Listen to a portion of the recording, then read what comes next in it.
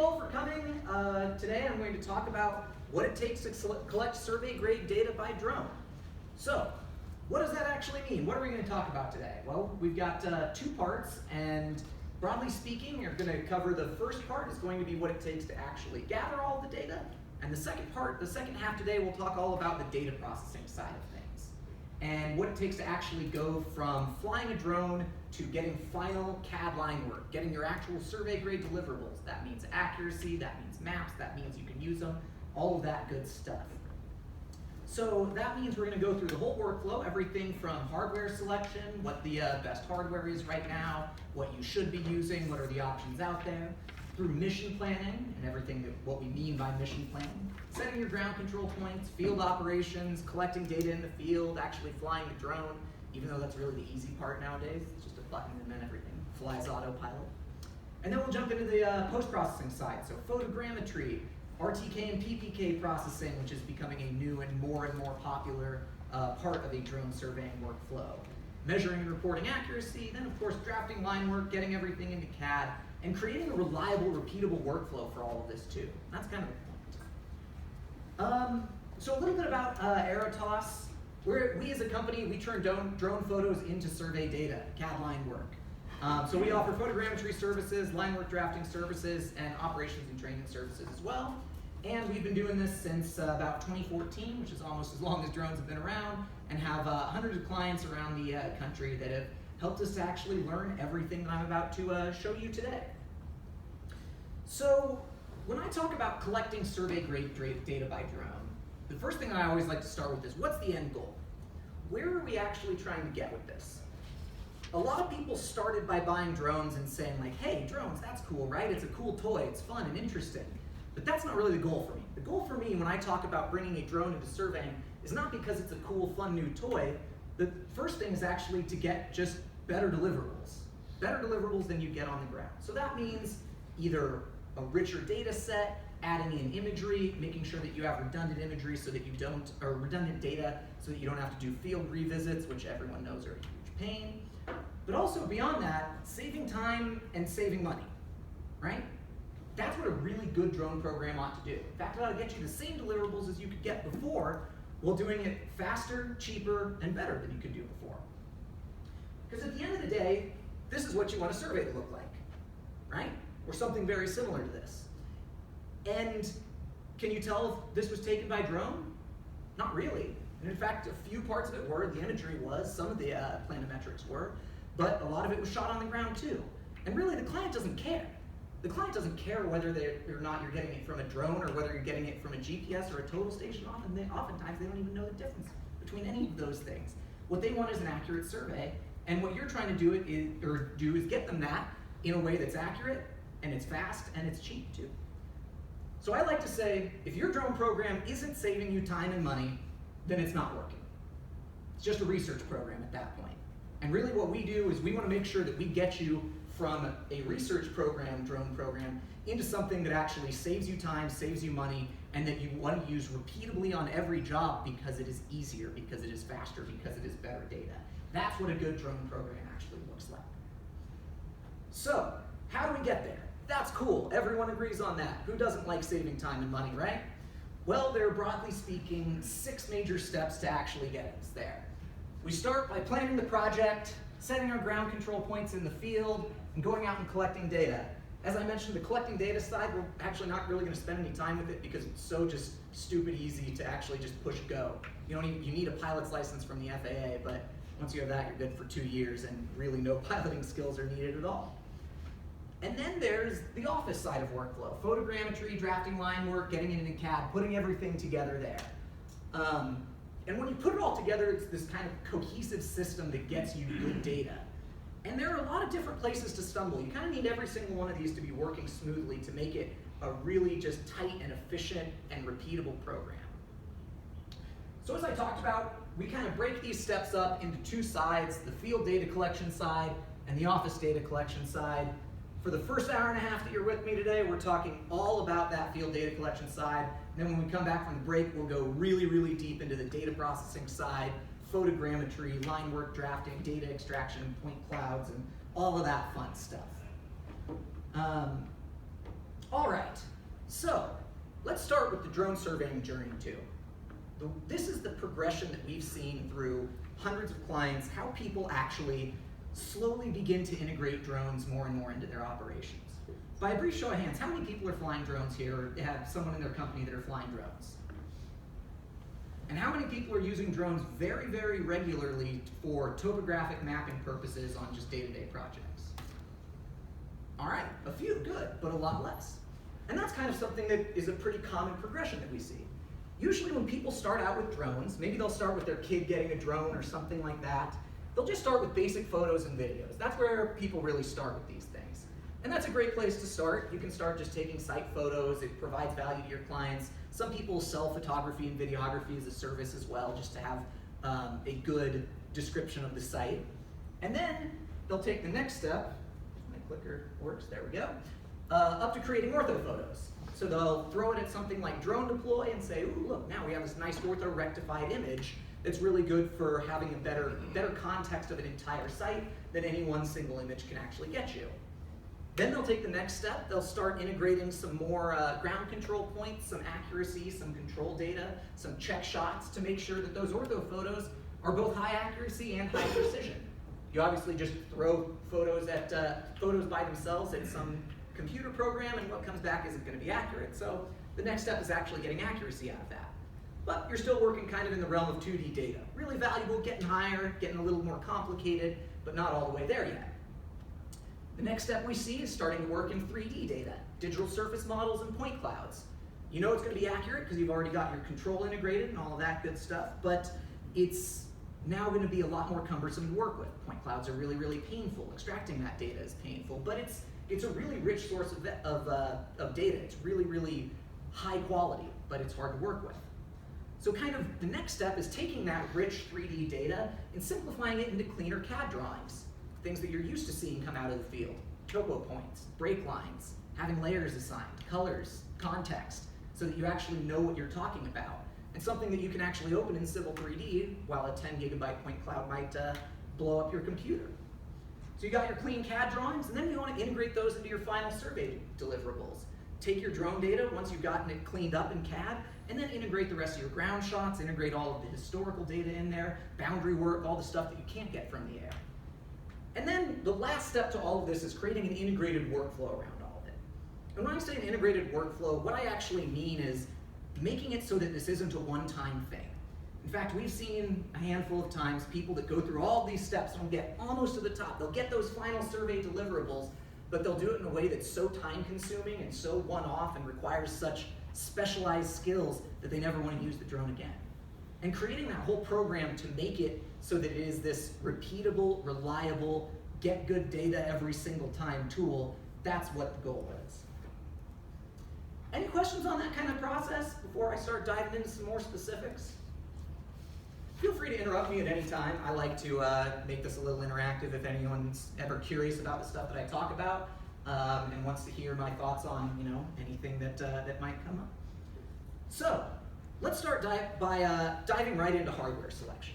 Hardware selection is one of the first things that everyone wants to talk about when it comes to drone surveying.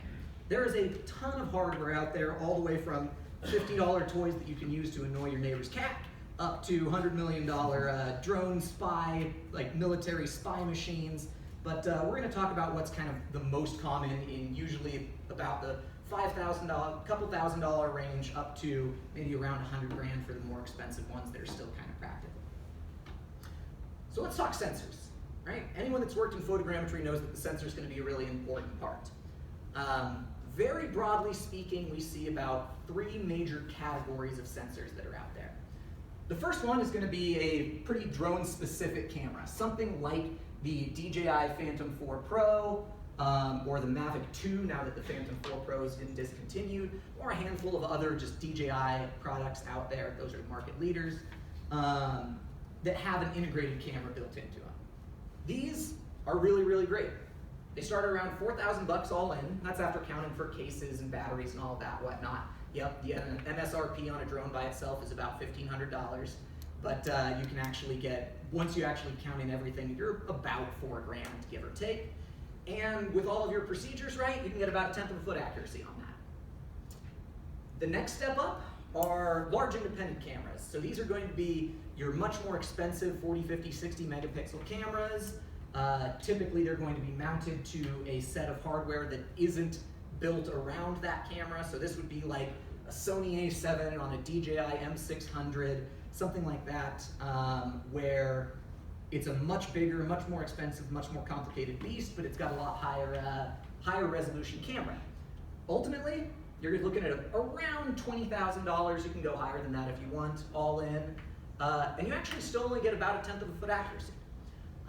It doesn't get a ton better than that 1/10 of a foot because there are sources of air that come from outside of the camera itself that just add vibration and noise into the model. So you're still looking at around a 1/10 of a foot. Realistically, it's a little bit better than the built-in drone cameras, but it's also a much more complicated workflow because you have so many different moving pieces that weren't all built into one another.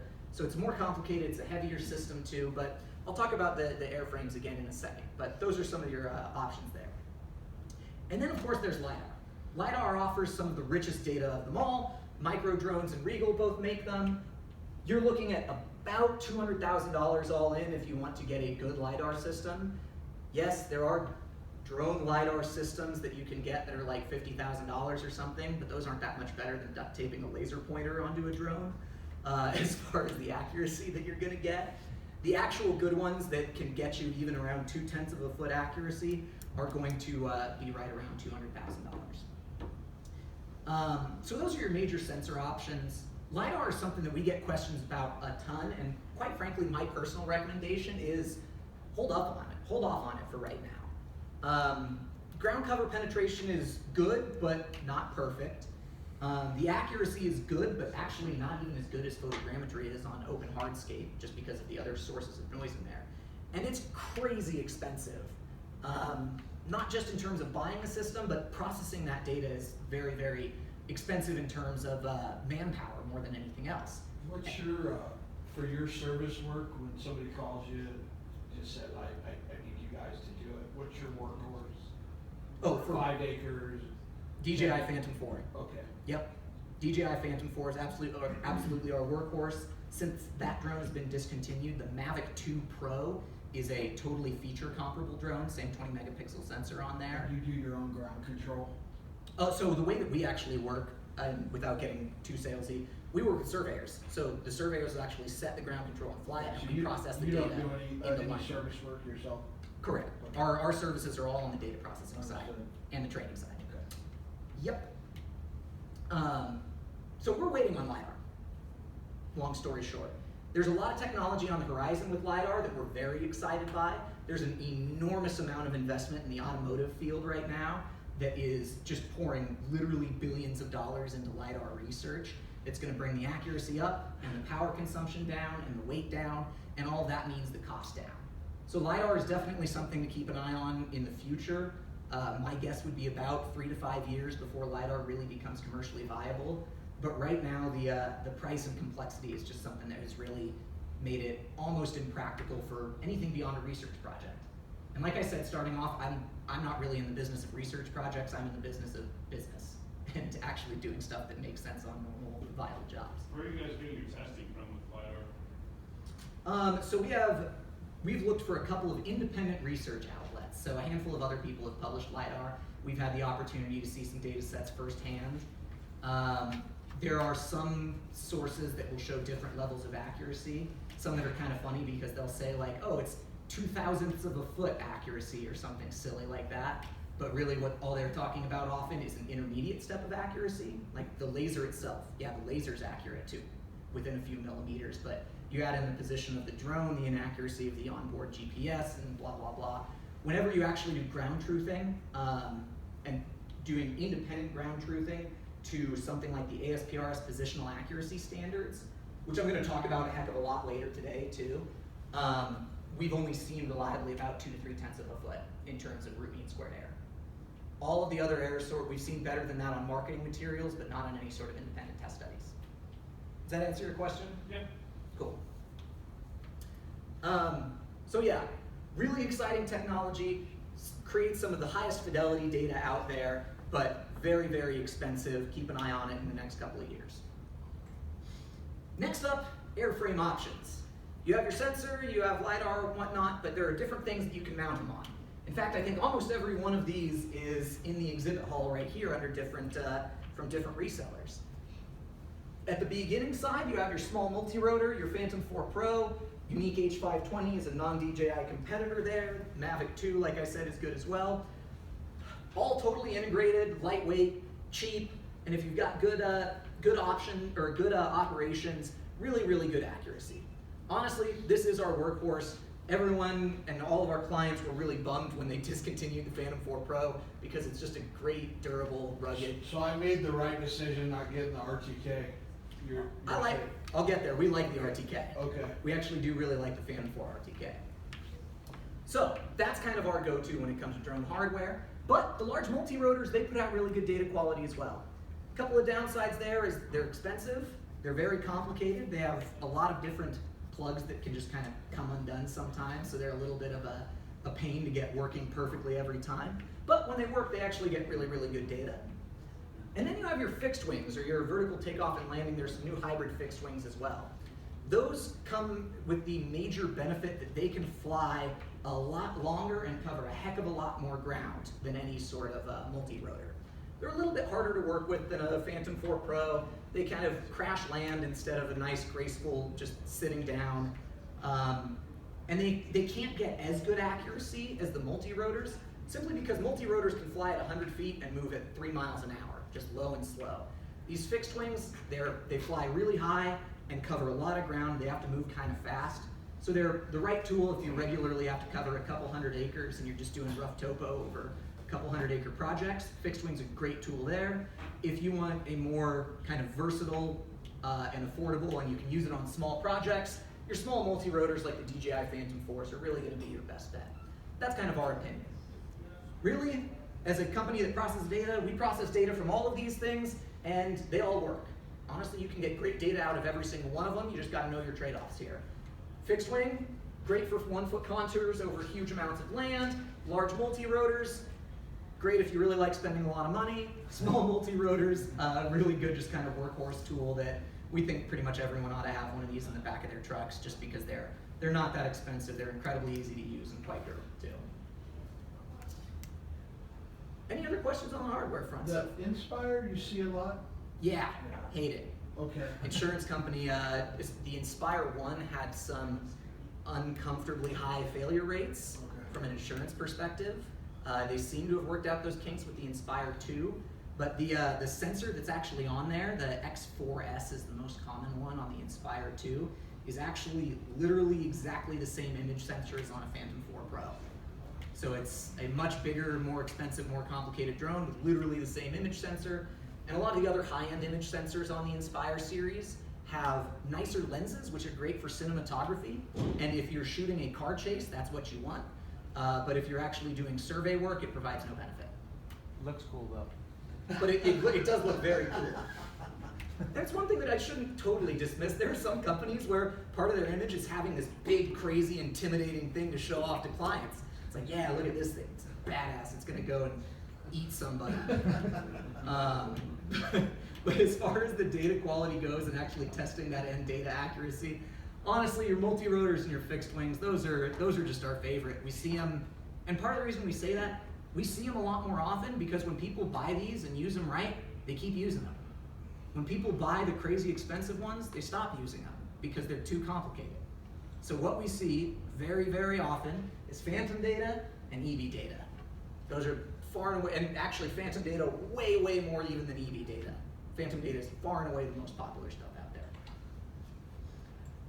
So the next thing on hardware I wanted to talk about is the latest trend in drone hardware, RTK and non-RTK enabled for airborne RTK, that is.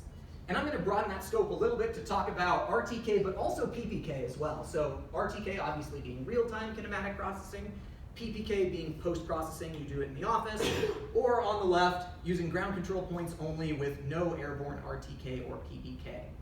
This is made most popular by the new Phantom 4 RTKs that was out. There were some other systems that had onboard RTK beforehand.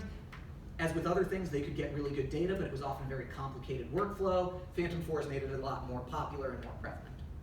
So, of the three options out here, The simplest and most affordable is just your standard like Phantom workflow up here. Most affordable, you set your ground control points, slightly lower accuracy than RTK, and a little bit more field time because you have to set your ground control points, but really a very just robust, simple, easy workflow. RTK and PPK, these are gonna get you higher accuracy. You get the position of the drone reliably within a couple tenths of a foot in the air. And the major benefit of that is you can set way fewer ground control points and checkpoints. In fact, we've actually been getting such good data that we only recommend checkpoints in the field, not even ground control. It's just there to verify that the onboard data was good. Now, does that mean you can do no ground surveying at all? Absolutely not. We are very far from ever recommending a flight without any sort of ground control just because there are too many sources for error. GPS error, human error, processing error, major data blunders, that sort of thing. And you don't even know what your end accuracy is. So yes, you do always need ground data, not to mention that a huge amount of ground data is often required legally. If you're doing boundary work, it's gotta be done on the ground, right? If you're doing an ALTA, you actually have to legally walk the boundary or else you can't call it an ALTA survey. So for anyone that's saying, hey, you can do a survey without ever having to do any groundwork at all, as surveyors, don't listen to them. Maybe if you're doing volumetrics for a mining site and they don't actually care that much about reliability, they could probably get away with it. As surveyors, you absolutely 100% still need to have ground data. But you can do a lot less. Fewer ground control points, less distributed, and that saves a whole bunch of time. If you're doing large project sites, not setting as much ground control can save you a lot of time in the field. Do you recommend static on the ground control, or RTK's fine, or have you tested both? All of the above, and the answer is depends on the accuracy that you need. Okay. And your project site. We've done everything from pure hardscape, where literally every point on the ground is going to be shot with a total station because they need to be super, super tight, all the way to 5-foot contours are good enough for this project. But that relationship in the end product is? You will never, ever, ever get better accuracy than the accuracy of your control. Okay. So when you say RTK, you're referring to RTK in the drone? Yes. So now let's talk RTK versus PPK. RTK, in this sense, means real time on the drone, processing it live while it's flying. To be honest, I hate it. I hate real-time drone-based RTK because it is not the most reliable system in the world. If there is a slight bit of radio interference between the aircraft and the controller, it's not just sitting there collecting, you actually lose a significant gap of data and that can cause problems. If you're tied to a 4G network and you need network correction and that breaks for a second, that can cause huge problems. And all of that so that it's real time so that, the drone knows where it is while it's actually flying. Real time offers really negligible benefit when you have to go through a photogrammetry step in the office anyway. So what we recommend is, we call it Airborne Ppk, so doing a post-processing solution on your high-precision GPS data. So the drone just gathers all of that satellite data passively, and then you can either use a network solution, a core station, or your own base station to actually do post-processing after the fact. It is a way more robust system because it doesn't rely on sketchy radio links. If the processing fails for whatever reason, you can process it again against a different base station. You can run more checks and corrections to make sure that your data is actually high quality. And while it does take more office time to run a PPK solution, you're not actually giving anything up because it takes office time to run photogrammetry anyway. You're not actually going to be taking the drone photogrammetry live in the field and using that. You're going to be bringing all the photos, the GPS data back into the office for processing anyway. So between those two, RTK and PPK, they're expensive and we've been getting really high quality data out of them, but we strongly prefer a PPK workflow. It's just much more reliable. Do you have a recommendation for the ethics of the collection in PPK? Typically as high as possible. The Phantom4 RTK, for example, that'll collect data at 0.2 second intervals. So if you can actually set your base to collect full, dual band GPS and GLONASS at a 0.2 second interval for a couple of hours, it's a huge amount of data, but that gets you super high quality data. We've honestly been getting really good results even with 1 second intervals as well though. Less than 1 second, if you go to 5 second intervals, it gets a little sketchy there. The drone's just moving too quickly. So the Phantom 4 Pro 2 is RTK, but it's PPK also. Yes. Okay. In fact, they call it the RTK. Really all it is, it just has a dual band GNSS receiver on top. So what is our kind of overall recommended kit, as we were talking about? This is the one we like the most, and we're not hardware salespeople, this is just from our experience. The Phantom 4 RTK is really the best one out there. It's about $7,500. Expect about $10,000 once you're all in, plus cases, batteries, yada, yada, yada. This is just one of the kits that we sell. We are resellers of this stuff. But just Phantom 4 RTK with batteries, field-proof case that you can beat up, checklists, spare propellers, spare memory cards, all of that good stuff to make it a little more reliable. So that's our kind of thoughts on hardware in a nutshell in the current environment. This is all going to change next year, I'm sure, too. Like I said, we're waiting on LiDAR. I really think there's a lot of potential there, but it is probably 3 to 5 years out. Then again, I was saying that about 3 years ago, and it still hasn't made as much progress as we've hoped in terms of having those costs come down a little bit. So moving on. That's what we've had with the drone. Now let's talk about mission planning. Mission planning is a really critical step as far as knowing what data you're going to collect. So what do I mean by mission planning? What is it? So here are a couple examples that we like to ask when we talk about mission planning and what it actually means. First up, is this a good site for drone photogrammetry? Is it legal to fly here? What altitude should I fly? What is the appropriate overlap? 75-75? Do I fly a single flight? Double cross pattern flights? How many ground control points should I set? And where should I set them? How should I arrange the flight pattern? And what data still needs to be ground surveyed?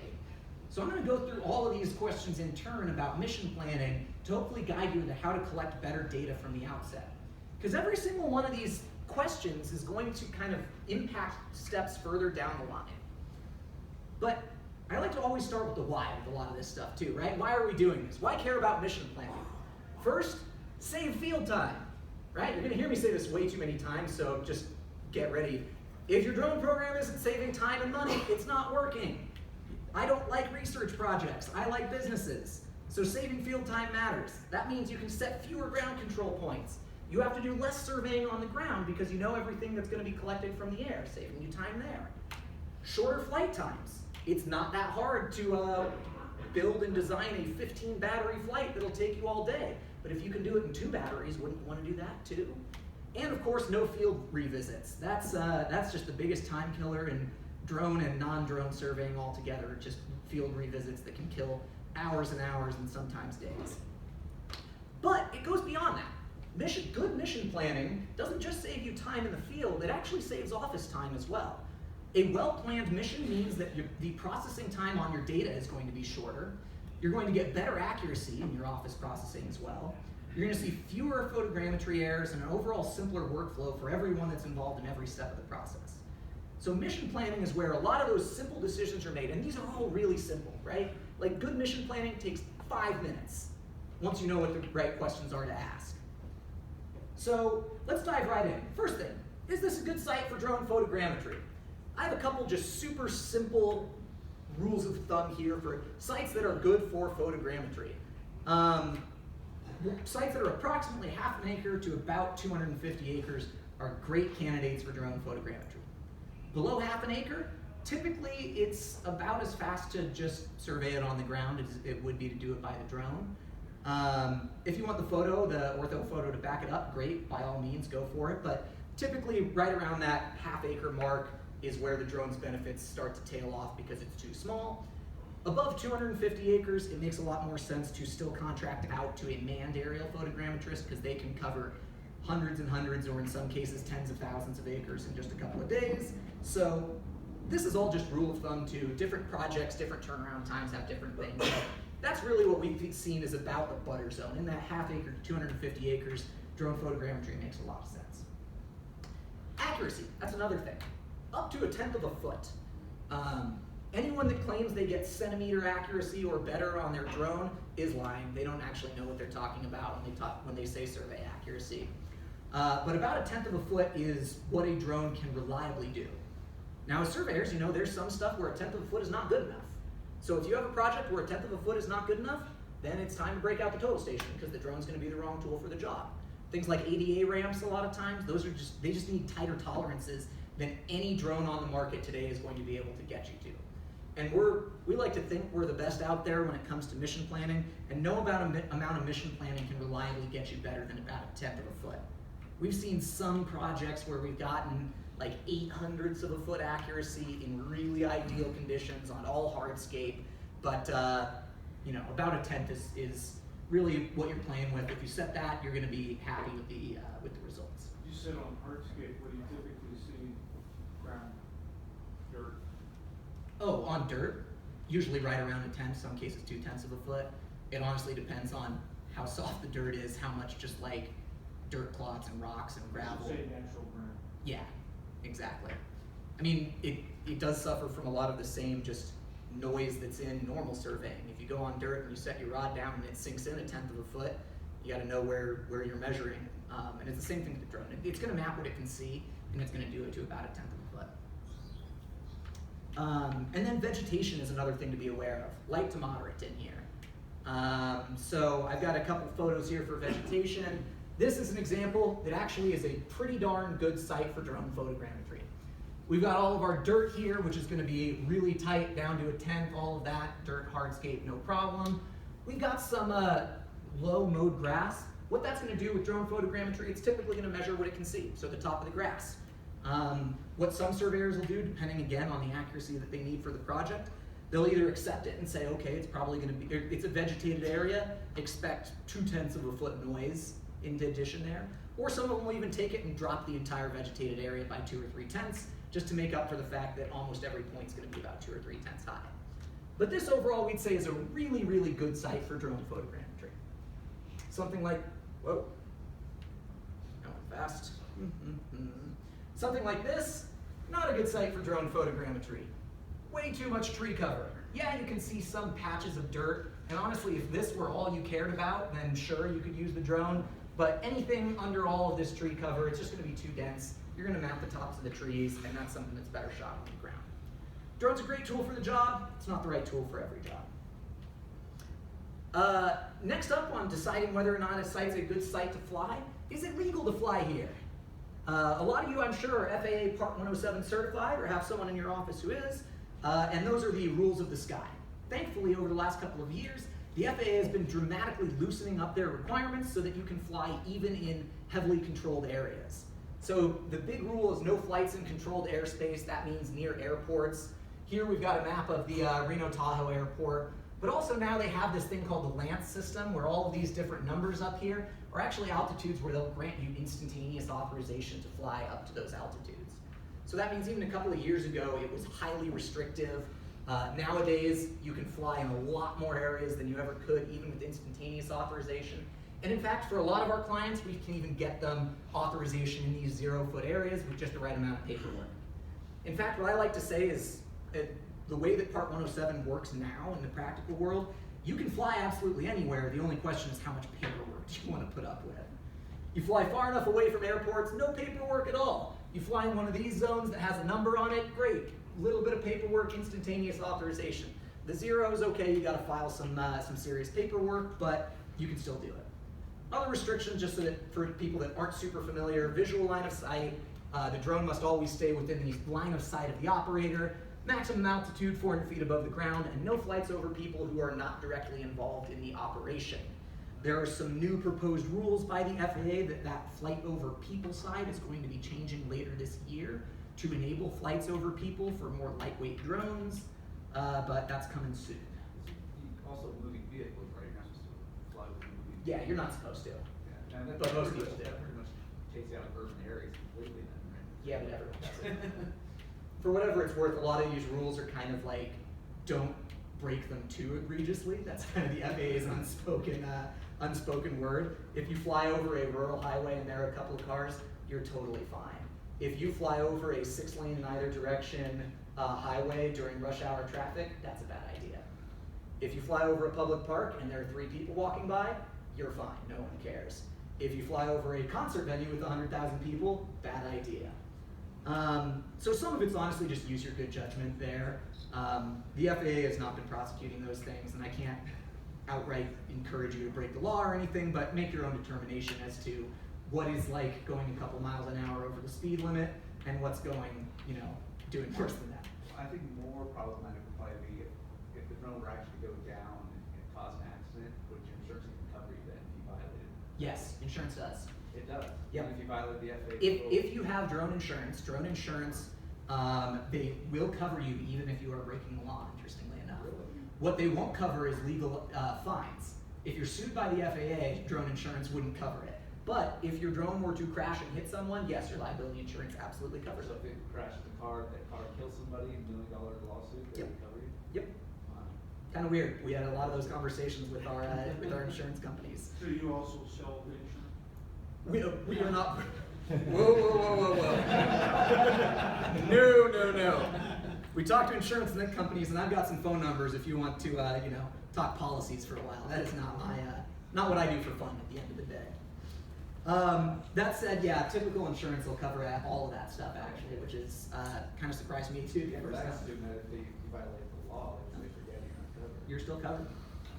Yeah. So the short answer is, yeah, you can actually fly in most places. But was that a question back there? Yeah. Is it true that you can't fly over adjacent property owners? So the way that flying over property owners is an interesting question, because you are actually allowed to fly over anyone's property without their permission from a legal standpoint. You are flying in the airspace. The airspace is the FAA's jurisdiction. A property owner has no more right to tell you to not fly above their house than they do to Southwest Flight 2378 flying at 30,000 feet above their house. They can shake their fist at the sky and yell as much as they want, but legally it's the FAA's jurisdiction, not the property owners. As long as, if you're flying over someone else's property, it is 100% legal. Now, the law is not going to stop a disgruntled homeowner from causing problems. So, what was that? What happens if they shoot you down? Well, then the drone's going to fall out of the sky because a bullet really beats the law. If it's registered, it's also a federal offense. It is. But all of that to say, in the same way that surveyors have the right to trespass, if you have someone holding a shotgun up against you, you don't want to sit there and wave a piece of paper and say, no, look, it's legal. Right? If you have a homeowner that's super pissed, yelling at them that it's legal is not going to make them unpissed. So we recommend being a good neighbor, de-escalating situations, just because there are a lot of people that aren't familiar with the rules, right? Yes, if someone shoots it down, it is illegal on them. It is their fault for shooting down an aircraft. You were not breaking the law, they were. That said, it's still gonna be a bad day because your drone got shot down. So try and avoid it if at all possible, even though it's legal. Except in a declared wildfire emergency, and law enforcement has the right to shoot that drone out of the sky. With a lot of caveats. And I don't want to go down that rabbit hole unless you want to talk to me later because it's an interesting one.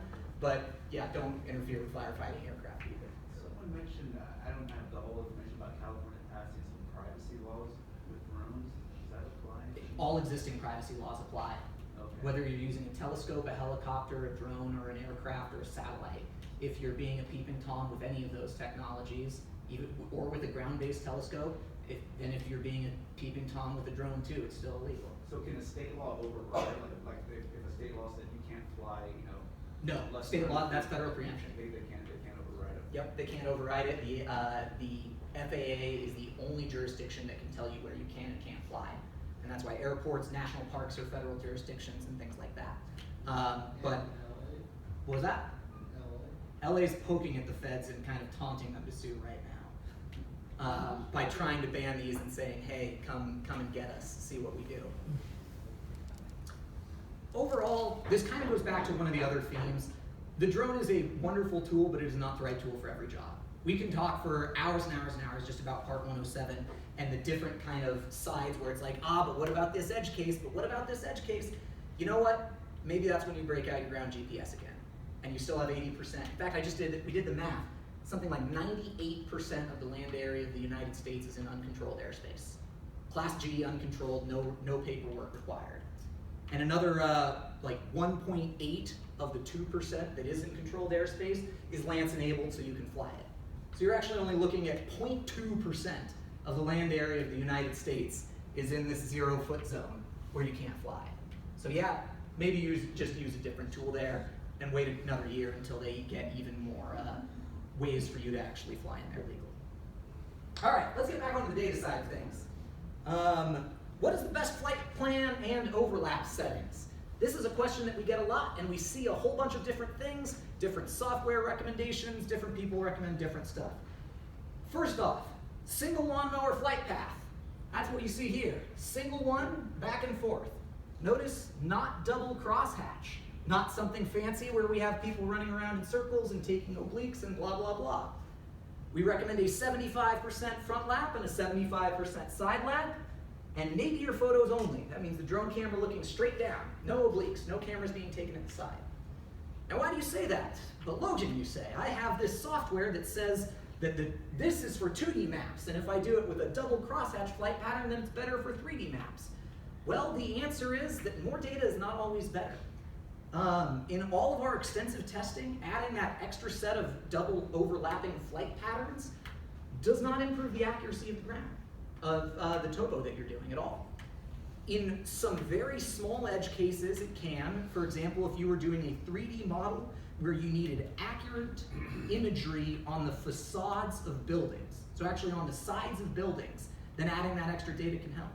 But if you are doing topographic mapping, if you are doing the type of land surveying that we deal with 99.9% of our days, then single lawnmower flight path is far and away the most effective. 75-75 overlap, same thing. You could go higher, but why would you? It takes a lot more time. Makes data processing take longer, takes longer in the field. All that stuff is recommended by a lot of software people we find who assume that data processing time is free. It's not. And they assume that manpower time is free. It's not. So all of this stuff is kind of meant to get you that highest quality data without wasting a huge amount of your time. A couple of additional recommendations in here, just while we talk about flight planning and little things. There are some unmappable features that can split projects in half. Things like big bodies of water can actually split a project in two. I'll show you an example of that shortly. Wherever possible, you want to fly contiguous areas, so fly a huge site all at once rather than trying to break it up into 4 or 5 or 6 or 7 parts. And another one is fly a minimum of 3 flight lines per area. This is an example of some data that we saw that this would be really low quality data, kind of breaking some of those rules, because some of these sections are only connected by a single row of photos, and all of these are going to effectively separate these different chunks, and that's really going to cause huge problems for your flight accuracy. So you always want to keep 3 flight lines, even if you're doing a corridor mapping for a linear mission planning, you want to have at least 3 flight lines wherever possible to actually keep that data the way photogrammetry works, to keep it good, tight, and high accuracy.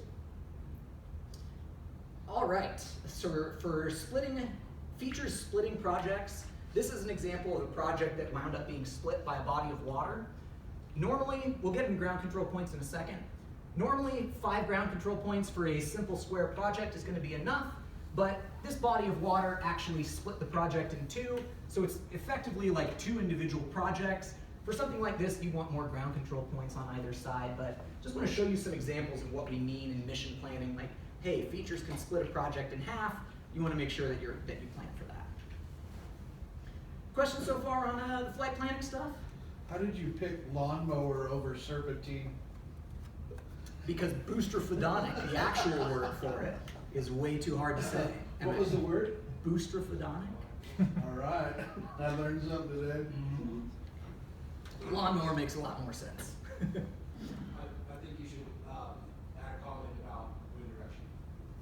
You know, from our experience, when you're flying multi-rotors, wind direction is not the biggest impact. If you're flying fixed wings, then yeah, it has a huge amount to do, especially with takeoff and landing and all of that sort of thing. And every piece of hardware does impact that. But really, it's not, if you stay within the manufacturer's specs, and every drone is different, then wind direction is not the biggest factor.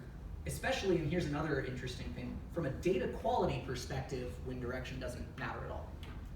When you have a gimbaled camera like on the Phantom4 Pro is actually going to be able to fully compensate for the wind and the drone kicking around, so that the only issue becomes kind of a safety impact, and that's more drone specific. So the distribution of photographs when you're flying with the wind and against the wind, for example, Yeah, so doesn't come into play with my fixed wing? It depends on the camera triggering mechanism. A couple of years ago, every camera was triggered by an intervalometer. It was just a fixed every second. So that means the faster it's moving, it is going to be further apart between photos, and then it's slower and they're closer together. Modern autopilots, especially those made by DJI, are actually going to be GPS triggered. So regardless of what the speed is, they're going to trigger at equal distance intervals, which is what you ideally want. And I believe the modern fixed wings will do the same thing, whether it's from Delair or SenseFly.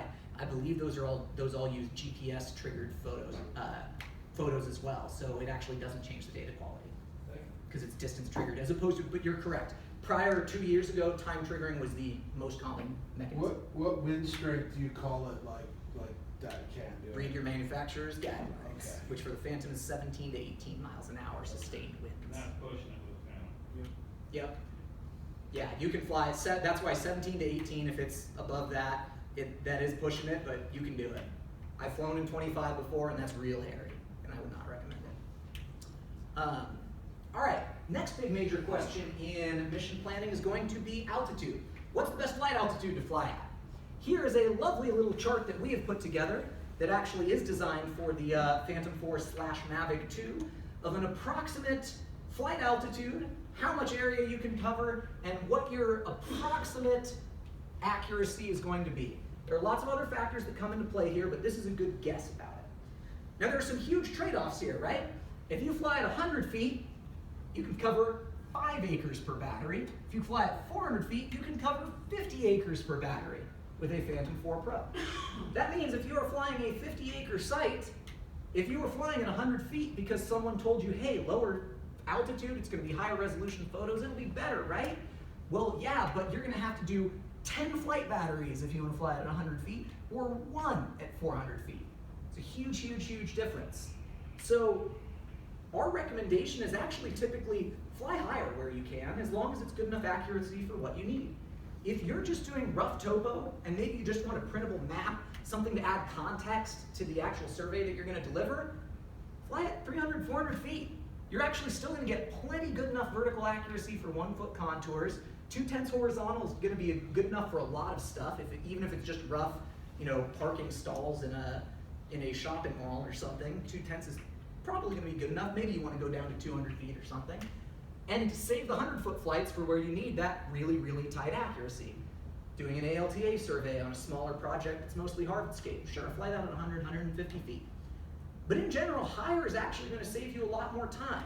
It means lower processing times, it means fewer photos, less time in the field, and fewer ground control points as well.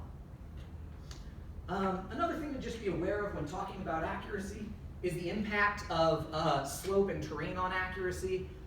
Most commonly, still today, drones, their autopilots, the way they work, they take off, they go to a fixed flight altitude, and they just fly horizontal, same flight altitude from there, so that if you are flying over an area that has a lot of project relief, you're going to see some slightly lower accuracies at the lower areas. They still stitch together fine, there's no problem in terms of putting it all together, but you might see slightly lower flight accuracies at the lower end. There are a couple advanced flight autopilots out there that have terrain tracking features where the drone will actually kind of try and track the ground as well. Those are great if you have them. They're a little bit more complicated to use, and they're typically based off of older models of the Earth, so just kind of be aware.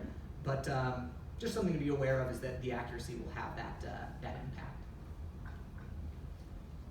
All right. So one of the things that you've heard me hammering on about throughout kind of all this flight processing, mission planning side of things is that there is such a thing as too much data. That is, like, I feel it's one of the biggest shames that a lot of people go out to. It's like, oh, get more data, big data, more data always helps. But again, that is certainly not true when the cost of people is costing money. Time costs money costs money, big computers cost money. If you delay a delivery to your client by an extra week or two, that's going to cost money, or it's going to cost reputation. More data is not always better. It costs more time in the field when you have to do 10 batteries instead of 1. Longer processing times. Processing times are also non-linear too. If you double the amount of photos, your photogrammetry processing time is typically going to go up by about 3 or 4 times. So it really, really goes up exponentially there. The files are larger and more cumbersome. For people that work in Civil 3D, they know that putting in a multi-gigabyte file sucks. Doesn't work a lot of the time. So why would you want to make it even bigger? You actually also get some possible erroneous matches. If you jack up your overlap too high, the photogrammetry software can get a little bit confused and create points on the surface where there aren't any in real life. So the general solutions are, like, if you could take away 3 things from mission planning so far, fly higher. It's counterintuitive, but it's true. Fly higher where you can. Fly a single lawnmower pattern, not crosshatch, or serpentine or booster photonic or whatever. And no overlap overkill. Going up to 90%, 90% is overlap overkill. 75, 75, more than good enough for the vast, vast, vast majority of projects. All good? Sweet. So let's go through a couple examples of bad flight planning that we see as common errors.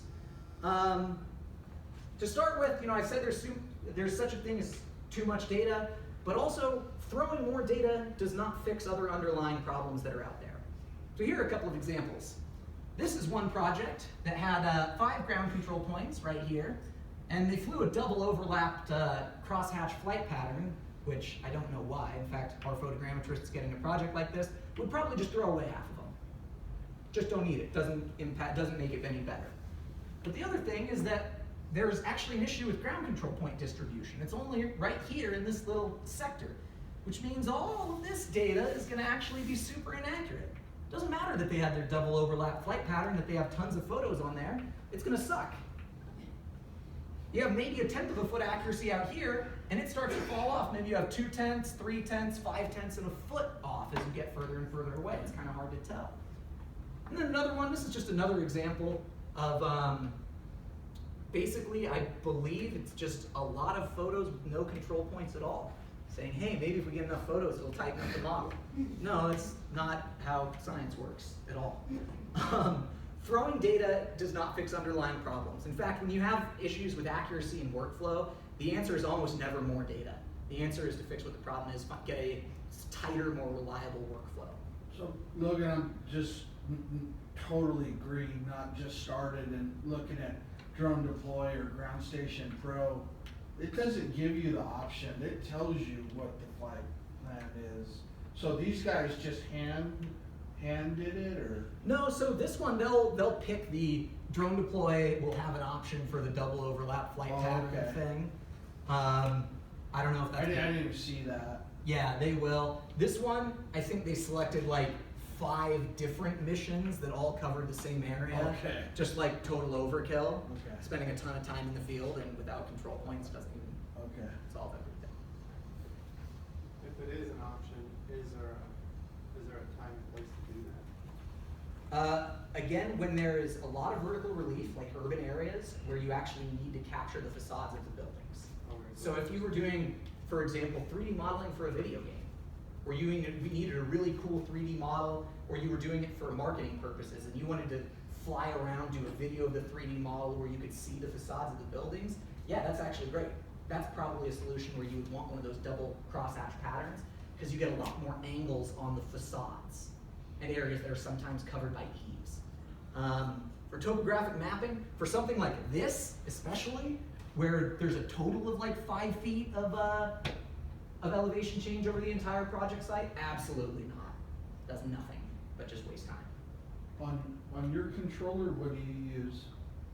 Oh, for our apps, we use 100 different things. Okay. There's this, not here, I think some of them are from an app called Map Pilot by Maps Made Easy. It's $10 for the Phantom4. It's a really good one. We have no affiliation with them whatsoever, but we just think they make a great app. All right. Need to figure out how this dang clicker works. Ground control. Let's talk ground control. I mentioned it a whole bunch, but that's part of mission planning, right? How many ground control points should I set? Where should they actually go? Here's some really, really, really good rules of thumb for ground control points. 5 targets per battery. That means if you're setting a mission that takes 2 flight batteries to fly, you should set 10 ground control points. If it takes 4 flight batteries to fly the mission that you're interested in, you should set 20 ground control points. Some real advanced calculus there. General rule of thumb, set 4 in the corners, 1 in the middle. fly one flight line beyond where the control points are, so just a little bit outside of that, with one in an obvious center point and as best as you can visible from all angles. So this is a pretty simple example here. It is a rectangular area. We have 4 ground control points in the corners and 1 in the center. Perfect. That's a nice, simple, easy, well laid out mission that looks like it should. So let's go back to that accuracy chart a little bit and talk now a little bit more about now that we have ground control.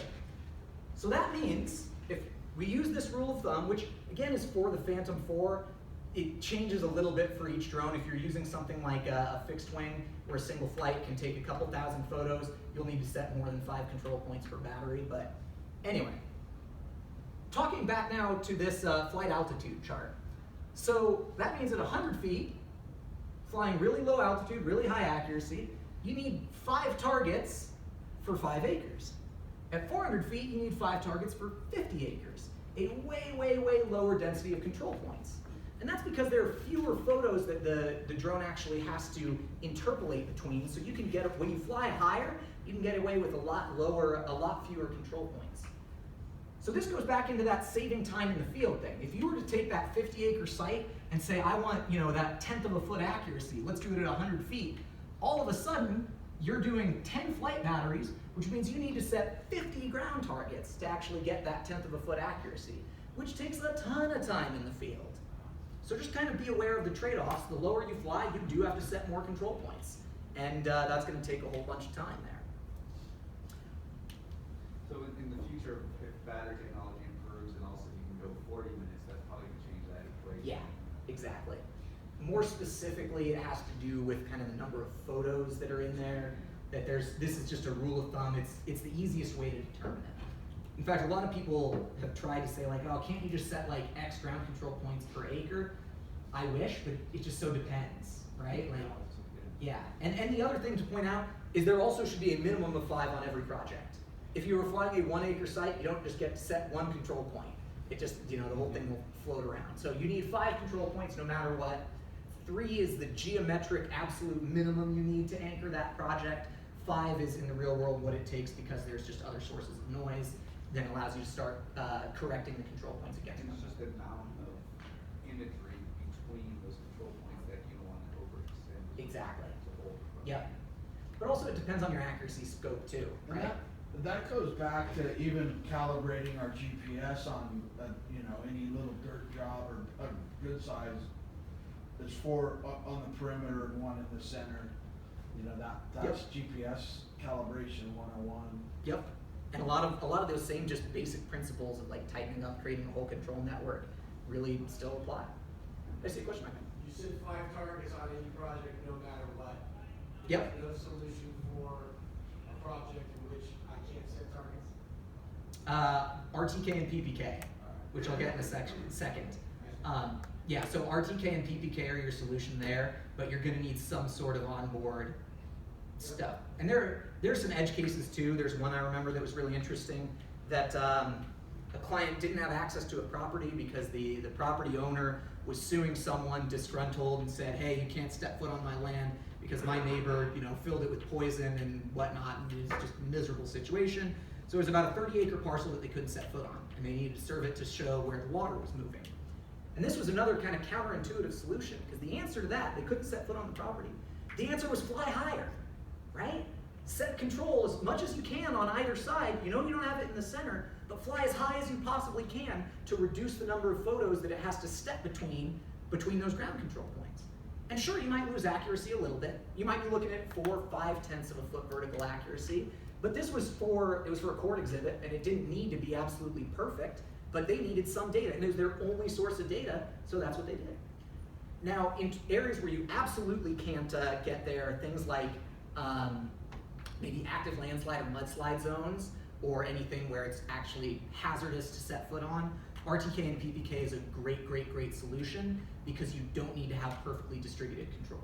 It'd still be nice to have, but you can get away without it with just a few other checkpoints on the side where you actually can't stay. Using the base station within the site. We've actually seen good results with even network solutions and core stations as well. That then becomes subject to all the same GPS stuff that applies to all GPS. Longer your baseline distance, the more accuracy you're introducing, especially in the vertical area. If you've got a base station that's a mile away, you're probably in pretty good shape. If it's 50 miles away, you're really probably gonna wanna bring your own. So when you say RTK, you're referring to I the said- drone being a rover for your base? Correct. Yep, the drone being a rover for your base or for any base that you choose, really. And also, I say RTK, I really mean PPK because we just like the PPK solution a lot better, like for all the reasons I said earlier. It's just a little bit more reliable. So, when you're doing 50 acre deployment with that little drone, you actually can see it. Yeah, so what is it? If visual line of sight on a Phantom is about 1,500 feet linear. If you stand and you look 1,500 feet in a circle in every single direction, that circle that you just drew is about 150 acres. So visual line of sight for a Phantom, you can cover about 150 acres. And honestly, that's one of those laws. I'm not the police. If there are police in here, I'm sorry. That's one of those laws that some people break too. They'll go out to 2,000 feet. That's not the end of the world. Now, if you're flying 3 miles away from where you took off, that's pretty dangerous. That's getting pretty, something that we would never ever recommend. If you go to 1,505 feet because it makes your mission plan easier and you can kind of squint and maybe see it, yeah, you're probably fine. On traditional photogrammetry, we got ground proof, like painted arrows in the street and stuff. Do you find your drone? I'll get there in a second. Okay. But let's talk about a little bit more of poor ground control point distribution. We already saw this one over here where the actual ground control points just really should be on the far outer edge of the project. Really, there are 2 things that they could have done with this project. One, set the ground control points further out, and they're good.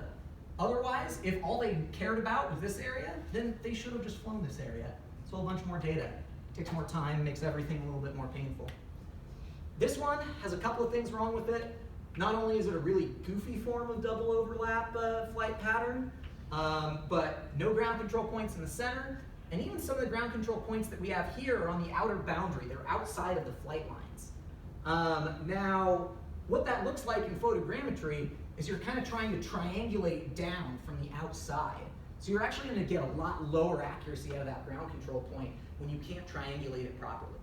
Digital photogrammetry works by stitching usually somewhere between 8 to 15 individual photos together for every single point.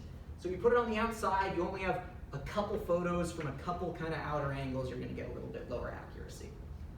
So overall, this is not going to be your highest accuracy project at all. It's going to be decent imagery, but especially in the middle, I really want to see some more control points, or else you're going to see some error there. You have like an L-shaped property, what would you recommend in that scenario? Put one in the elbow of the L shape as well. And 2 on the. Yep, exactly. For another good rule of thumb is for anything that starts to resemble a corridor mapping project, you want to set your control points in pairs too. One thing you really want to avoid is if you're doing like, a half mile or a mile of roadway, don't just set them straight down the center, because the model can kind of like pivot around that center point. You want to set them in pairs for corridor missions. It's a slightly different rule of thumb. I usually say a pair every 750 feet is usually pretty good. And then That's close to Caltrans. on that L shape again, would you recommend flying it so it covers the whole L like this, or flying it so it's like? It depends on the project Too far. and practical applications. This will actually be another good example here. So this isn't exactly the L shape you were Yeah, talking it's about, not but this one has some problems because this gets so narrow here that this kind of floats off on its own, and I'd want to see 5 control points here. That said, if they were to fly, this sector as well, then actually would be enough to stitch it all together, and it would be in pretty good shape. So it really depends on the project. Are you flying it like a corridor where it's really narrow, and adding in that center chunk is going to triple your flight time? Or is it something like this where, yeah, you want to just add a little bit more? This is also a hilarious example of too much data in all the wrong places, right? They're like double or triple overlap flight patterns, and yet it's still not enough data because they don't actually know what they were doing on this project. Also, we see another ground control point here on the outer edge. That's not going to contribute a whole bunch to accuracy. So I already talked about this a little bit. Insufficient overflight of GCPs at edges. This one, You have some ground control points on the far edge, but also this is pretty low accuracy just because this is a far distance between ground control points or something like that. All right, so next up is integrating RTK and PPK data and how that impacts ground control points. When you have Airborne Ppk, it reduces the need for ground control points and checkpoints, but it is still required for surveys and ASPRS certification. I mentioned this earlier, right? This is still a Airborne RTK and PPK is very, very much in its infancy. We still see a ton of errors in this process. Typically, we can fix the errors because we have people looking at it and because we have check data to notice when, oh, wow, we really screwed up just changing the vertical datum on here. Or, hey, someone set the rod height of the base station wrong or forgot to input that into the model.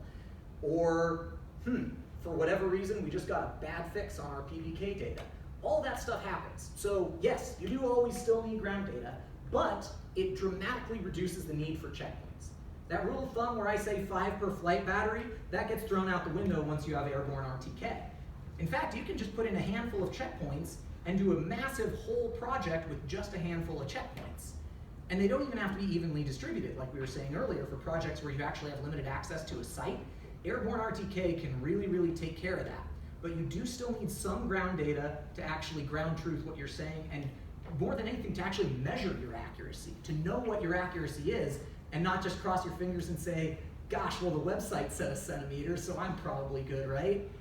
I don't think that's gonna hold up to any of the survey boards. But we like RTK, it's still a new technology, so I'd add in some extra checkpoints. Always make sure to check your data with this.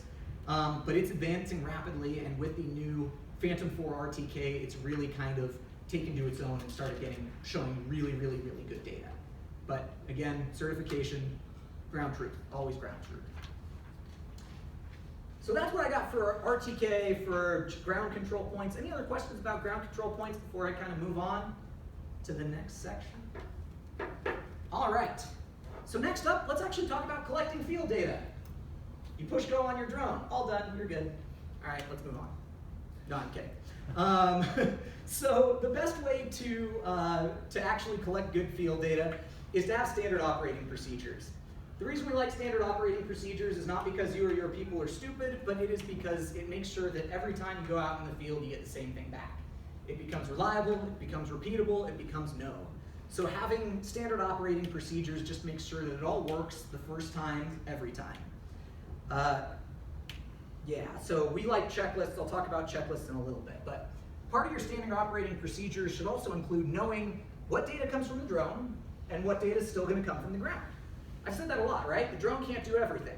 Some stuff it can't do because it's not accurate enough. Some stuff it can't do because it's not legal to gather it from the air. And some stuff it can't do because it can't carry a shovel and dig up monuments.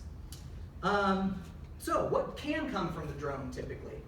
Topo points, basic topo brake lines, paint striping, edge of pavements, edge of concrete, curbs occasionally, depending on how low you fly and what type of data you need. It actually can extract high quality curb lines as well. But what needs to still come from the ground? Well, your ground control points, obviously, you need to shoot those on the ground. Boundaries for legal reasons, building corners, typically for accuracy reasons, ADA compliance shots for accuracy reasons, and obscured areas as well. Anything that the drone can't see because it's under a tree or under a building eave, those are also going to need to be shot on the ground typically. So those are just some examples of standard operating procedures of when you're actually out in the field, knowing in advance what comes from the drone, what comes from the ground. You do this a couple of times, you and your crews will actually start to get a lot more comfortable with what's going to come from the drone so that you don't have to double up data.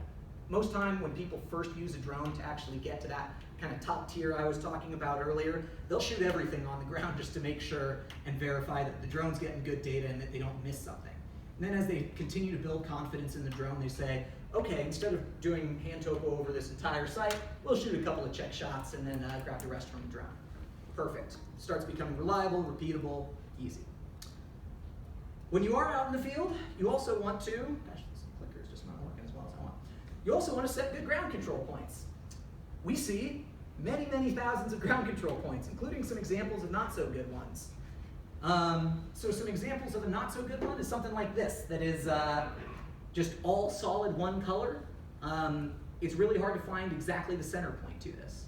You're not going to introduce a ton of error into your project, maybe a tenth, but all of these error points compound. So when you can't actually see the center, you get a little bit of error. Another thing when working with visual ID points, something like corner of concrete. This is really messy and we don't like this. Not only because there's a little bit of ambiguity, but if I didn't have this nice little mark right here, the photogrammetrists or whoever's doing the work with you wouldn't know if it's this point or this point.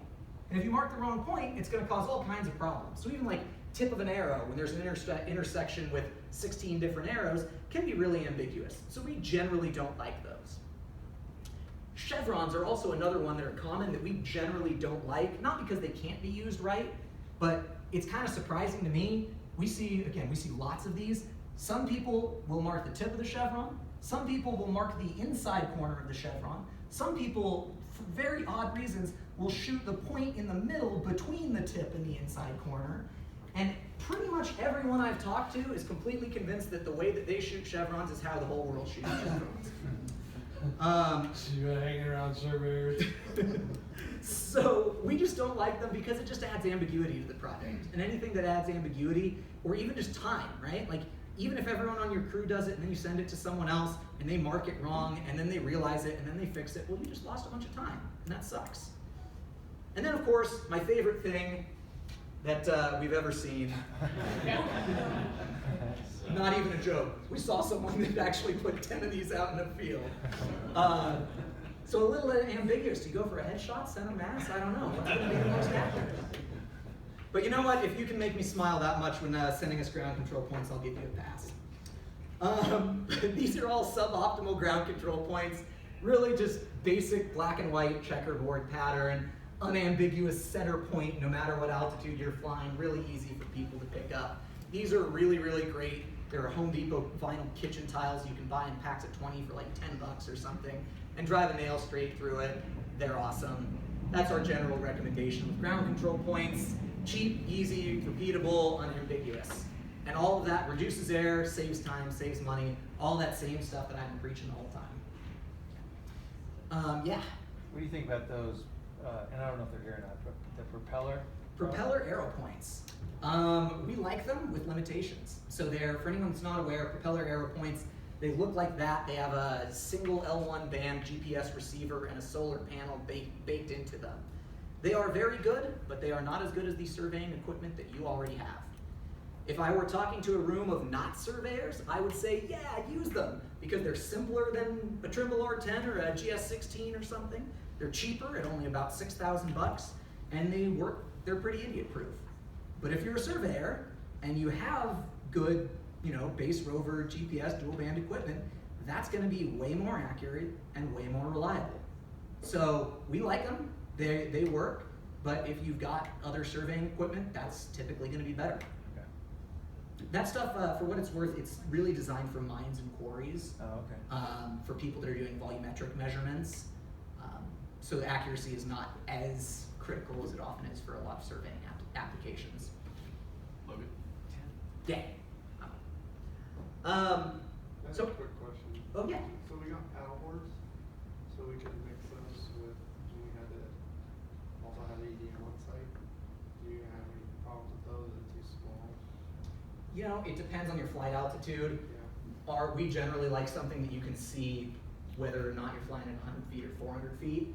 These, if you're flying with a pattern like this, about 12 inches by 12 inches at 400 feet becomes pretty small, so I wouldn't go any smaller than a 1 foot square. If a 2 foot square is practical, those are really great. We've seen people sometimes, they'll do traditional aerial targets that are 6 foot by 6 foot. Those are just delightful because they're easy to find from a photogrammetrist perspective, but totally unnecessary, honestly. So I talked about standard operating procedures and reliability on all of this. The way to get to that is through checklists, field operations checklists. We give these free online. Also, if you want a copy, just drop me a card afterwards and I'll send you our copy of our field operations checklists. This is how you make stuff repeatable. This is how you get to that top tier of surveying where it's part of an integrated workflow that you do every time. You just follow the checklists. I've been doing this for 5 years. People ask me if I use checklists, and the answer is yes every single time. And not because I don't know what I'm doing, but because I have made some mistakes that just make you so frustrated, where you drive 3 hours out to a client site and you forget an SD memory card. And that little friggin' piece of plastic the size of my pinky nail just cost me 6 hours that I have to drive back and go and get. I remember it all too clearly. Now I'm getting upset. I'm sorry. But the answer is checklists are there not because people don't know what to do, but they're there to prevent the stupid little mistakes that wind up being time killers. Yeah, you'd be able to figure it out, no problem, but so you just add up all of those little things where, oh, you powered on the drone and you're like, oh crap, I needed something from it, so you have to turn it back off and turn everything back on. Just those little time killers that take this from a, hey, let's see what we can do, to a real, finely tuned machine that can get good data all the time. So what is in a good field ops workflow? What's in a good checklist? These are some of the categories that we think every checklist should have. Start with checking for site restrictions, airspace obstructions, temporary flight restrictions. Those are things like fires and firefighting activity that you don't want to mess around with. Checking your weather forecast. Super simple, right? Easy to forget though. To just drive out to the field without checking the weather, and you could have figured out an hour ago that it's pouring rain and the drone's not going to be able to fly. We've had enough rain recently that you should realize that that's a real threat. Creating and saving your flight path plans. That's really helpful, especially in areas without internet coverage or cell service. Saving it all in the office so that your entire workflow can then work without any sort of internet connectivity or any radio reception. We're big proponents of that. Part of why we don't like the real-time RTK workflow, because it requires a 4G network, and so often we are, as I'm sure you guys are, working in areas that don't have good cell service. So making sure that your entire workflow is robust and reliable, even with absolutely no internet connectivity, is a good thing.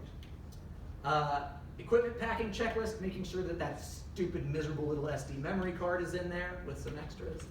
Setting up your ground equipment, running through a basic aircraft inspection, surveying your ground data, running through your emergency procedures, loading it, running an operation. As I've mentioned multiple times, running an operation is really not worthy of more than a single bullet point because it's just so idiot-proof nowadays. The number of different fail-safes on those softwares that when you push go, it runs out of batteries, it comes home, it loses GPS, it's so reliable. And then having good data handling procedures as well, so you know where you're making copies of it, how you're going to transmit the data, how you're going to store it and process it, just to keep that machine working and moving smoothly. So before we head off to a break, let's actually just go through an actual example here that we've done before of what some of this looks like. So this was a large subdivision that we were working on at one point, about 145 acres. There's some limitations. Some of the areas were a lot more difficult to access than others, but the accuracy spec was quite low. We just needed 1 foot contours on this project. So better than a half-foot vertical root mean squared error is more than good enough for this project. So that means high flight altitude, 400 feet. Take it as high as you possibly can and legally fly it. And at that level, for 145 acres, that means we're flying for about 45 minutes, which is 3 flight batteries, and we stick to our rule of thumb, 5 control points per battery. That means 15 targets. So where do we lay out our targets? Well, here we are on Google Earth, a kind of rough map. Some around the outer edges, some in through the middle. I'd probably like to see an additional one here, but maybe that was a more difficult area to access, and thankfully we didn't have the tightest accuracy requirements in the world on this project. We also see a couple on the lower elevations, a couple on the higher elevations. That's all good too. That just makes sure that the project is tightened up throughout the entire area of the project. We put it into our autopilot planning app. Here we go. This is a Map Pilot on iOS for anyone interested. We've got our this red circle is a 1,500 foot warning zone for when it might be exceeding the visual line of sight. You can see we're a little bit outside of the visual line of sight, not too much, so it's more of just kind of making sure that you're close enough to be able to see air traffic and still be a responsible air operator. As we mentioned, it's 3 batteries. Looks like it's expected to take 43 minutes here at 400 feet altitude. And then, what does the final data look like? Well, to us, this is what it looks like. Not just a photo, but we've actually got clean major minor contours on here. We've got break lines, we've got lot lines, we've got divisions. And with that, I'll break for now, because we got a half-hour break before we come back, and we're going to go through the office workflow. Now that we've got all our mission planning, we've got everything good, how do we go from flying photos and having 1,000 photos to actually getting it into CAD and getting good data? Well, tell your friends and come back. Stay tuned.